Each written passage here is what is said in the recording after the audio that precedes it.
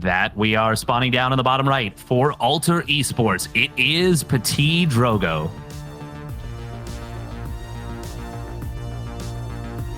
And in the top left, we have the blue Zerg player. He is HateMe.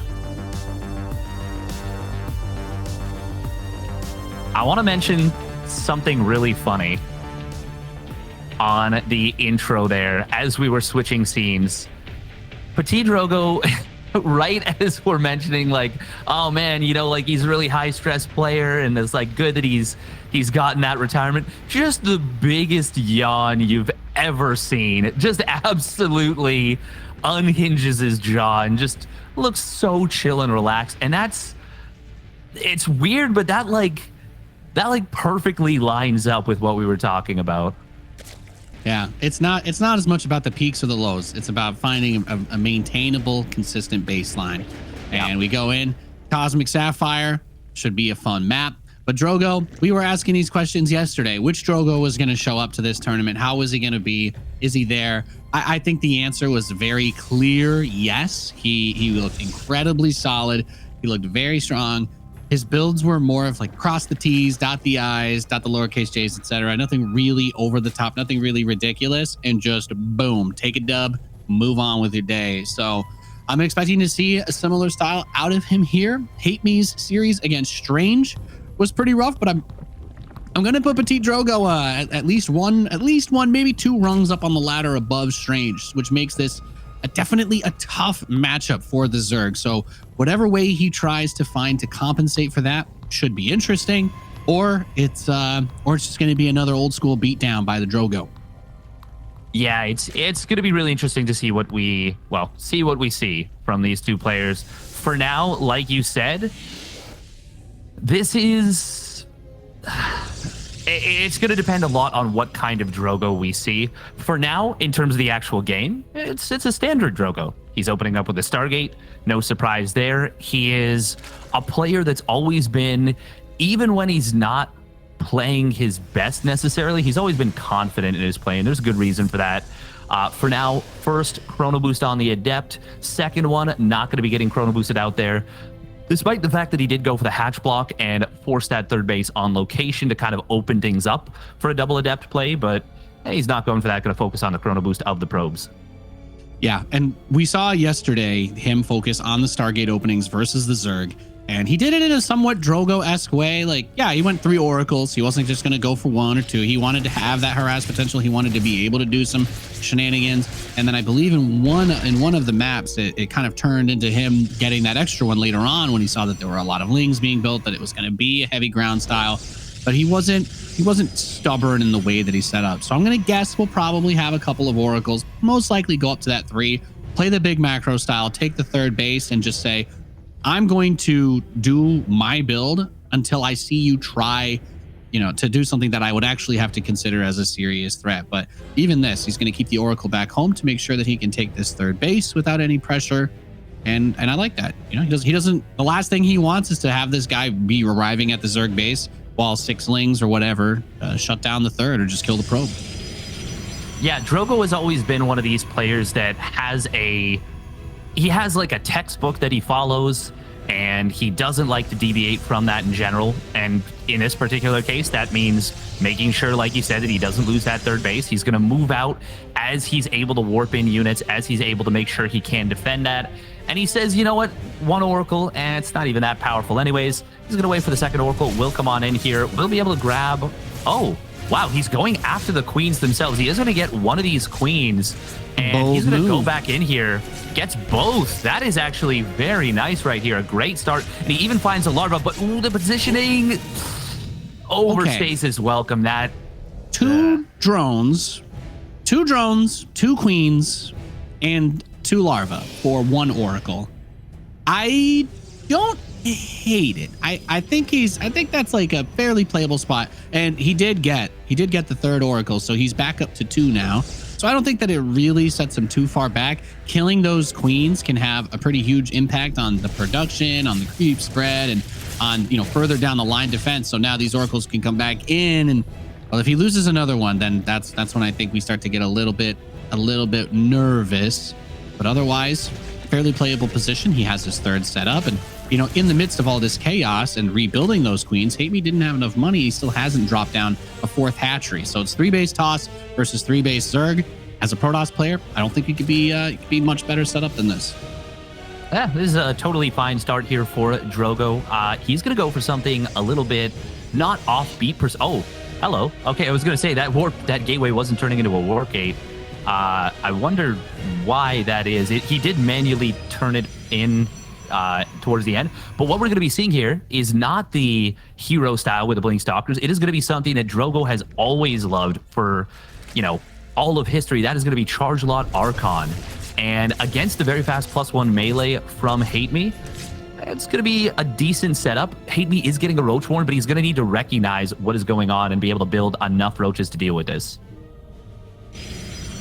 Yeah, and this is where it's going to be tough too, because Drogo is also going to be leaning into a somewhat balanced composition with this. The charge lots, the archons, those can deal with the roaches if he's able to get a surround, if he's able to get a good spread. You can economically overpower that army just by getting enough of what you want. And those zealots are going to have that attack upgrade too, so it complements rather nicely. The oracles will come back around the south side. They should be able to see that fourth base building. Now, there's also no creep spread out over here either. So if he's able to get some units up to this spot, the queens will struggle to get into that position. And even if he slow walks them, you know, there was of course that change. They cannot transfuse off of creep. The hatchery is about to finish, and it will generate some. But in these split-second moments, if you're there in the nick of time, if these queens step a little bit too far away, it can get awkward. It can get uncomfortable. It can make you uneasy. The queens are actually going to get trapped. He moves the zealots to the north side just to specifically prevent them from being able to escape. So the queens get killed. The oracles go between the bases. They're microwaving the drones, and that fourth, I mean, he just cast smite on that bad boy, turn 360 degrees and walk away, as the oracles will also escape, and he's gonna push it. He says, I think you don't really have anything over here. Yeah, HateMe underreacted to this. He saw the Archon with the Zergling, but I don't know if he actually saw it. To see what they may not see, and he definitely overdroned in this position just a little bit, didn't have enough units. Drogo does lose the oracles right there, and now there are enough roaches to fight at least the front line here. Drones getting pulled in a very bad spot right there, but now the zealots show up for PtitDrogo. He's going to warp in more, and he is just going to burn right through HateMe's army. Power overwhelming, says the Archons. Dude, Archons are the coolest unit in StarCraft, and that's precisely why. Just lightning out of the hands, ripping and tearing these roaches to shreds. 3 of those Archons had like 5 or less shields, by the way. None of them died. GG. Drogo, very clear, decisive Game 1 victory. Very much in the vein of what we were discussing. He had his game plan. He's not sweating it. And I think that, you know, there's less unforced errors in that moment, right? You're not going through all the scenarios in your head. You just know, okay, here's what I'm going to do. And only under certain circumstances will I really need to freestyle it. So, again, very clean game from a storied and accomplished StarCraft 2 pro. Yeah, very clean game. HateMe wasn't able to really figure out what was going on. An extremely, like you said, clean attack came in at a sharp timing, and he just absolutely ran HateMe over. HateMe was not able to make the defense happen. And I mean, there's not too much more to say other than that. HateMe just didn't have enough units. He respected the attack. And from that point on, against a dedicated charge lot Archon push like that, you're going to have a terribly difficult time defending. Yeah, exactly. And he just had, from that economy, so many queens had to be rebuilt. So many, trying to take that base became such a problem. And then the queens died before the roaches got there. It was just like a cascading impact of having less and less as each phase went by. And Drogo, I mean, all he really lost at the start was just that one oracle. So let's see if he keeps it up and stays consistent here in game number 2. We're loaded into Data C. It is the red Protoss player in the Northeast. He is PtitDrogo. And his opponent, spawning down on the bottom left for the Platinum Heroes, it's HateMe.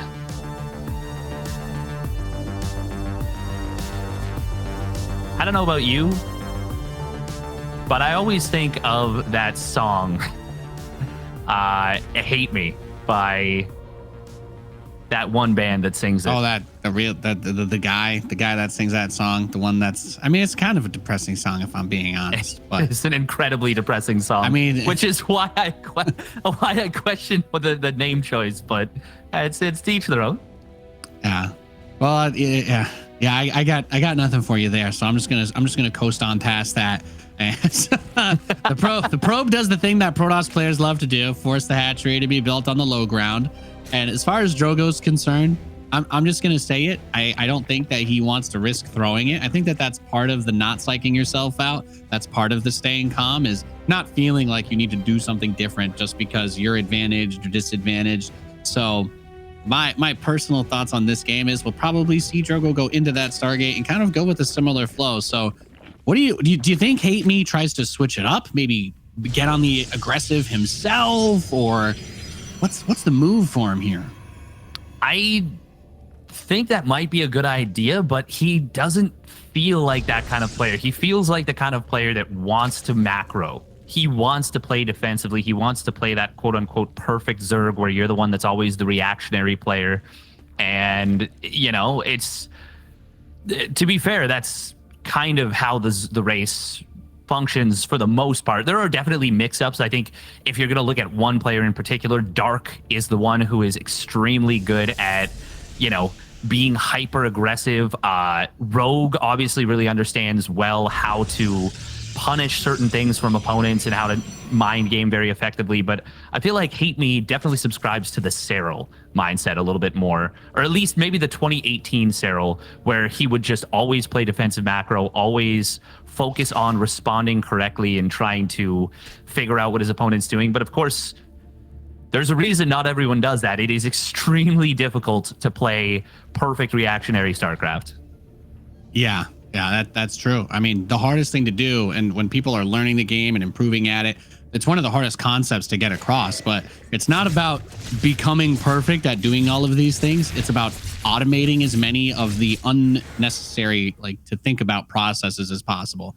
Like, you shouldn't really think about building workers. You shouldn't really think about building your pylons. And for the most part, once you have an idea of where the state of the game is and where your production and build order flow are, you don't really think too much about what you're building unless you're put into a position where you need to. Like, you get hit by an early attack, or you're playing against like Bly or somebody that you know will go out of their way to try to take advantage of you for playing on that autopilot. And then you can, you know, dedicate your mental resources and your attention to micro, to control, to making sure that there's nothing crazy happening. And it's just another one of those things that being able to keep that calm collectedness is just going to allow you to autopilot the things that you need to and focus on the things that you don't. Yeah, that's very well put. There's a lot to consider with the strategic mindset and just general ways to play the game and how to approach it and how to approach improvement. And I think, like you said, automating as many tasks as you can so you can devote your, I guess, active brain power to solving more nuanced problems. Like, you look at a fight and you're like, okay, I see this many units for them, this many units for me, this is the positioning, I take this fight. As opposed to being like, okay, I need to be building workers, blah, blah, blah, doing all the other stuff that you do behind this. Now, as we get into game number 2, Drogo does not just the same opener, he does the exact same setup, down to every little minute detail was the same. He kept that Adept at the third base, kind of guarding the probe. He builds the Nexus and then the Pylon in a position where the Adept can be stuffed in. He keeps the first Oracle home until the second one. He just has his game plan, and that's what he's going to do. And now it'll be a similar follow-up, it looks like, with a Robo, a Forge, and a Twilight Council. Yeah, and there's two key things to notice. The first is that we haven't had an Oracle just die at the start, so all three are together. And the second is that HateMe is being very protective of his queens. This is the moment that I was kind of waiting for, if he was going to go back in and try to dive them, and he is doing that, very similar to that first game. So kills one queen, takes some damage on the Oracles, but none of them die. One of them does get very low, 7 health on one of the Oracles. But for HateMe, it's very important that he doesn't have to rebuild all those queens, because that's taking up his supply, of course. That's taking up a lot of his resources. So being able to not lose all of his queens immediately kind of opens him up to spend his money on other things, and he can make that Roach transition a little faster, or try to get that fourth base a little bit faster.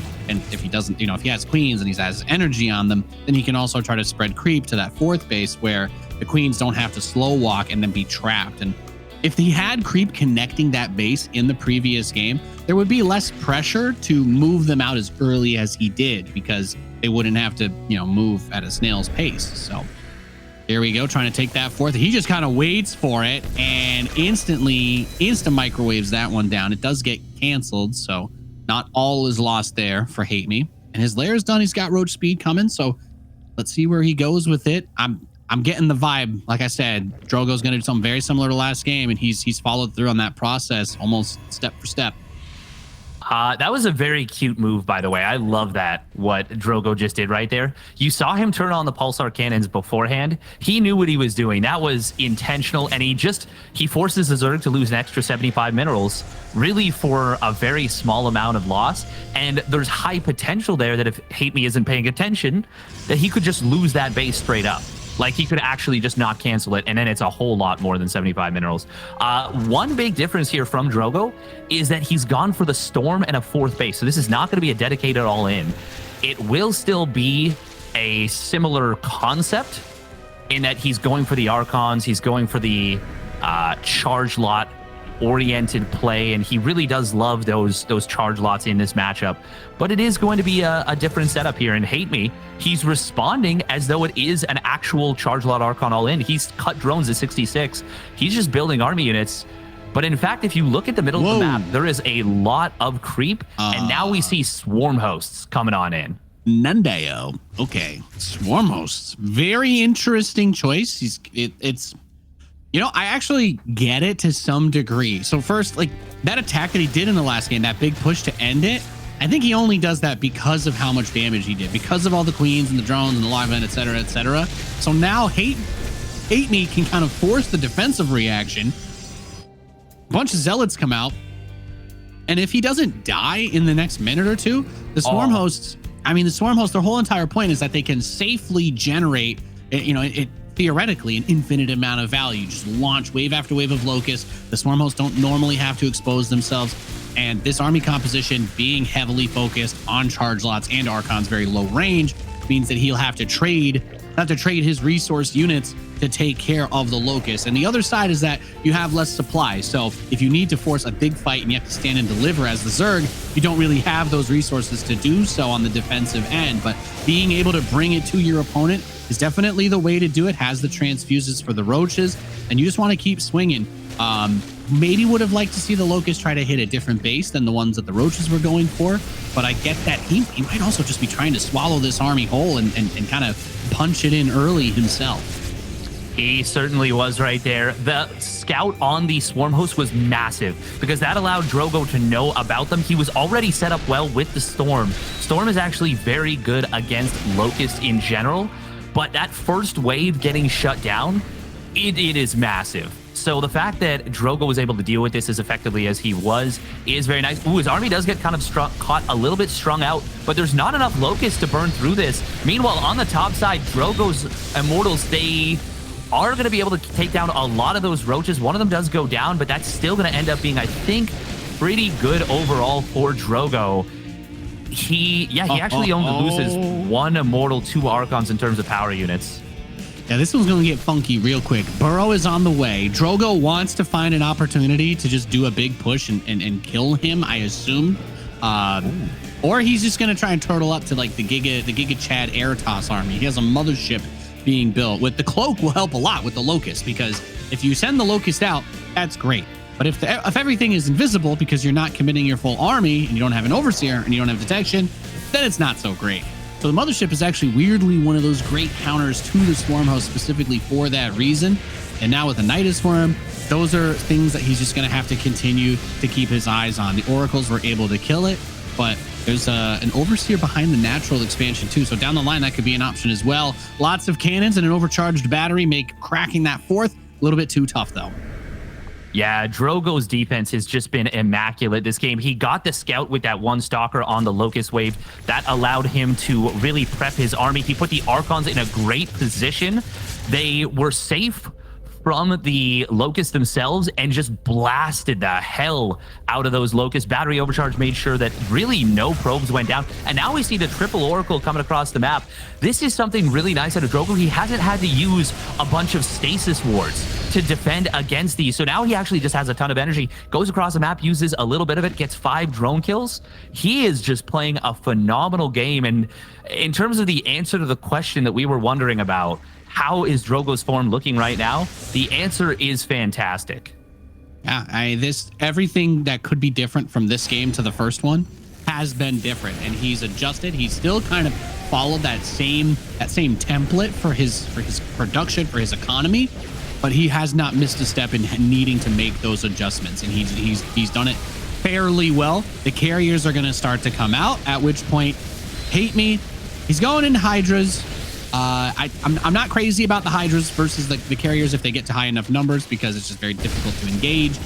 You need just a lot of different, very expensive units to deal with that Protoss tier 3 air. And the fact that he's moving out now before the carriers are even done, he's just pushing straight up with everything, says a lot to me. And I guess he's just going to clear some of the creep and then take a step back. But you've got 3 carriers about to finish and you already have 2 done. So either you're hiding everything or you're going to move out with the rest of these carriers as they finish, because he's kind of maxed out. So if he wants to wait for more, it will take a while. I guess they weren't all synced up there, huh?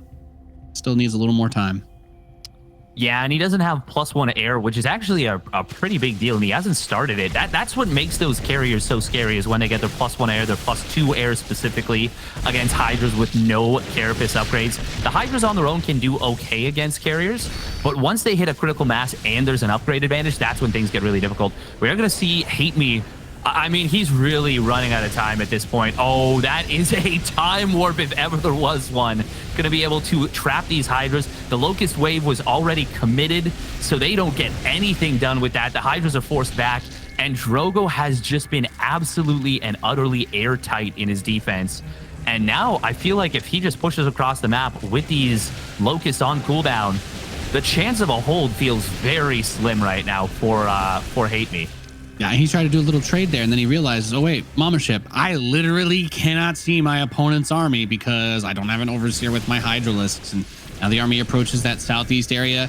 He has only got 2 of the carriers, but again, this is still just a huge army, and I'm kind of looking to see. Okay, yes, he made a lot of Overseers for trying to engage on this, but the Storms are going to be set up to chase into. It's going to help burn through the Locust, and I got to admit, a game where you have a bunch of swarm hosts made and the Zerg has only killed a single probe in the whole match is definitely a tough one for the Zerg player.